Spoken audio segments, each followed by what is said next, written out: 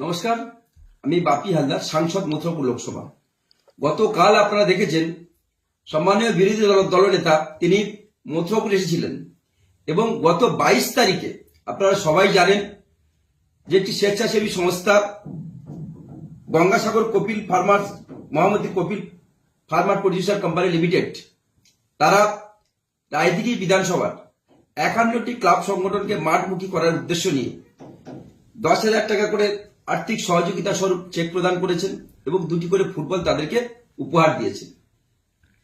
এই এলাকার যুবকদেরকে মাঠমুখী করার উদ্দেশ্য নিয়ে তাদের যে সেই প্রয়াসকে কুর্নিশ জানাতে আমরা সমস্ত রকম বন্দোবস্ত করেছিলাম এবং আমি সেখানে নিজে উপস্থিত থেকে এবং সিভিল অ্যাডমিনিস্ট্রেশন প্রশাসনিক কর্তা ব্যক্তিদেরকে সমন্বয় করে একটি স্বেচ্ছাসেবী সংস্থা তাদের যে অনুষ্ঠান সেই অনুষ্ঠানে আমরা সবাই সমবেত হয়েছিলাম। কিন্তু গতকাল আমরা দেখলাম যেভাবে তারা বাংলা বিরোধিতা বরাবর করে এসছে, আজকে রায়দিঘির বুকে এসে রায়দিঘির যুবকদেরকে যেভাবে মাঠমুখী করার যে উদ্দেশ্যে সেই উদ্দেশ্যের অন্তরায় হয়ে তিনি দাঁড়ালেন, বাধা হয়ে তিনি দাঁড়ালেন। তিনি স্বেচ্ছাসেবী সংস্থাগুলোকে ভয় দেখাতে চাইছে যাতে ডেভেলপমেন্ট না হয় সেই চক্রান্ত তিনি করছেন। আপনারা জানেন যে এর আগে 100 দিনের টাকা বন্ধ করা, বাংলার 2 লক্ষ কোটি টাকা বন্ধ করে রাখা, বাংলার বাড়ির টাকা বন্ধ করে রাখা, বাংলার জলের টাকা বন্ধ করে রাখা, এই গদ্দারেরা এই কাজটা করেছে। আমি আপনাদের অনুরোধ করব, আমাদের রায়দিঘির সকল যুবক বৃন্দকে অনুরোধ করব, সকল ক্লাব সংগঠনগুলোকে অনুরোধ করব, দেখুন আমরা ওখানে রাজনীতি করতে যাইনি। আমাদের উদ্দেশ্য যে ক্লাব সংগঠনগুলি তারা নিশ্চিতভাবে মাঠমুখী হোক, তারা ক্রীড়াক্ষেত্রে আরো উন্নত করুক।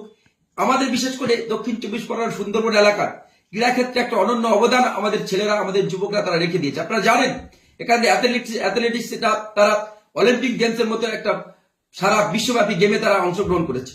এখান থেকে বহু প্রতিভাবান ক্রিকেটার, ফুটবলার তারা এখান থেকে তৈরি হয়েছে। আজকে সেই লক্ষ্য নিয়ে আজকে আমাদের এই অনুষ্ঠানটা ছিল।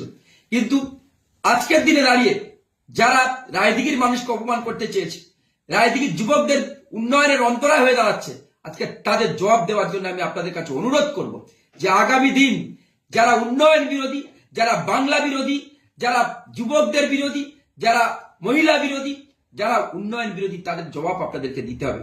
আসুন একজোটবদ্ধ হই, সংঘবদ্ধ হই। এই সমস্ত মানুষ যারা দিল্লির স্থাপকতা করতে গিয়ে, যারা গুজরাটের স্থাপকতা করতে গিয়ে, যারা উত্তরপ্রদেশের স্থাপকতা করতে গিয়ে আজকে রায়দিঘিকে অপমান করছে, রায়দিঘির যুবদের অপমান করছে, ভয় দেখাতে চাইছে, উন্নয়নকে পিছিয়ে দিতে চাইছে, তাদের বিরুদ্ধে জোটবদ্ধ হন, সংঘবদ্ধ হন। আগামী নির্বাচনে এদেরকে রাজনৈতিকভাবে কবর দিতে হবে, সেই অনুরোধ আপনাদের সকলের কাছে রাখলাম।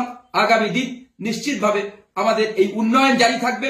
আজকে 51টা ক্লাব একটা স্বেচ্ছাসেবী সংস্থা দিয়েছে, সেই স্বেচ্ছাসেবী সংস্থা শুধু নয়, অন্যান্য স্বেচ্ছাসেবী সংস্থা সরকারের পক্ষ থেকে যুবকদের সাথে, মহিলাদের সাথে, পুরুষদের সাথে, কৃষকদের সাথে, ছাত্রদের সাথে আমরা ছিলাম, আছি, আগামী দিনেও থাকবো।